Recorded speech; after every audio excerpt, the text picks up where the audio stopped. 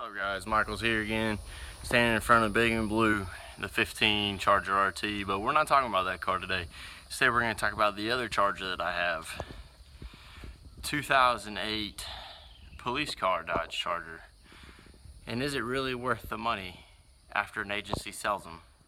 Now before we begin, let me go ahead and say, just as a CYA, that my views on this as a civilian car do not reflect my agency or anybody else's views. Alright, let's go ahead and take a look around. To approach the car, first thing in the back that I would have an issue as a civilian car is the antenna mount. It's not magnet, it's actually drilled into the trunk lid, so you're going to have a nice pretty little hole right there when you buy the car. It'll be filled by a piece of little rubber, but no guarantees it won't leak. Second thing I will say that's an actually added benefit when you buy the police car is bigger brakes in the rear and bigger brakes in the front. Sorry for the switch, just trying to keep agency name out of it. But that's about it externally that you're going to see, that you're going to notice. Cosmetically, one of the issues that I have is these hubcaps. They wear out over time and they tarnish, as you can tell. But other than that, that's all I got for the exterior of the police car that you'll notice. Let's move to the interior. Alright, so the interior of the police car. One downside to having this as a civilian is the back seat.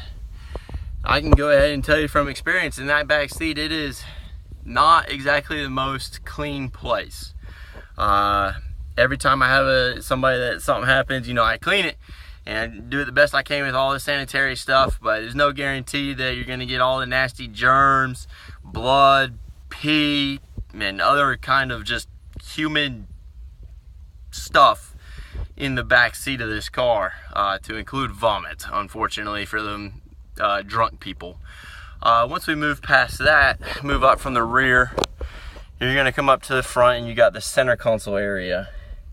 The center console, you're like, okay, cool, not bad, but here's the downside. Center console does not come when you buy the car. When you buy the car, all you get is a nice little empty nothing. Down on the inside of this, actually, I pulled out the cup holder so you can see. I don't know how well that is, but there's nothing down there. When you buy this car, you have no armrest, you have no elbow rest, you have no cup holders, you have nothing. It's literally an empty space. That would be a downside for a civilian car, in my opinion. Next, maintenance. The maintenance on these vehicles. I cannot speak for every agency out there in the world, but I can tell you that for mine, not every car is taken care of the same way that they would take care of their civilian car. Personally, I take mine every 3,500 miles to the maintenance shop, get oil change, get all the tires rotated, balanced, and do regular maintenance on it just like I would my car. Because I don't need the police car breaking down in the middle of, you know, a chase or anything like that. But there's officers, I've gotten into cars before and it's 2,000, 3,000, 4,000 miles over on an oil change. So you don't know what kind of maintenance the car has from before. Now, while we go off of maintenance, think about this. This car right here has 102,495 miles on it. Most of that is hard city driving. This car has been in chases. This car has been in, you know, you name it, bank robberies. You know, you're running full out to get to the bank robbery and try and get that suspect. These cars are not a lightly driven car. So it's 102,000 miles, which ain't bad, but it's hard miles. Aside of that, let's move on to the seat and the comfort of the car. The seat has very little bolsters, which is obviously good for law enforcement, because when you sit down in the car, you need that extra space for your duty belt. That way you can sit down and still buckle your seat belt and sit in the car comfortably. Sitting in the car comfortably sitting in the car with the duty belt on, this car is very comfortable. Sitting in this car without the duty belt on, not as comfortable. I don't have that hugging feeling on the bolsters. I personally enjoy it. Maybe there's people out there that don't like it, but I do. Not exactly the most comfortable car, I would say, as a daily driver, even though I sit in this car for probably considerably more time than I do my personal car. The ride is where I have the major issue. The ride of this car at 35, 45 miles an hour as a daily driver is very rough. The suspension on this car is very hard and demanding. Now, once you get above 65 miles an hour, this car is great. Manhole covers, you know, anything like that, it's a normal bump.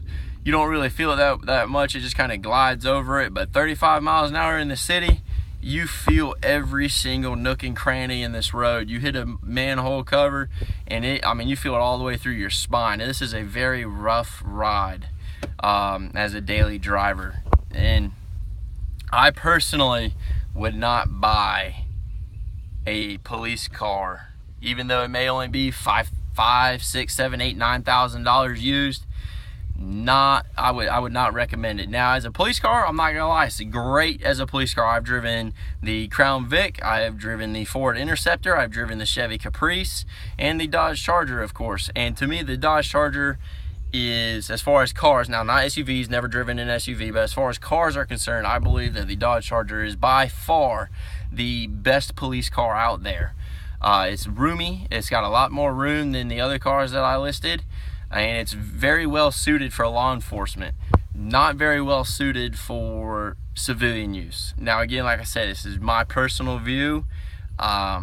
People out there may disagree with me and say that, hey, I bought a used police car and this is the best car that I've ever had. But coming from somebody that sits in it for 12 hours a day, you know, 171 hours in a month, I think is what I work, or something like that. I don't know, I just show up to work and work 12s. It's not comfortable as a daily driver. But again, my point of view, I hope that maybe this was informative to some of y'all. Feel free to like it, leave a comment, let me know what you think. Subscribe so I can get this channel up and running, and leave feedback, criticism. I don't care, positive, negative, don't care. This way I know what I can do better to help this channel out. But anywho, y'all take care. I'm gonna go get me some sleep because I gotta go to work tonight. Have a good one, guys.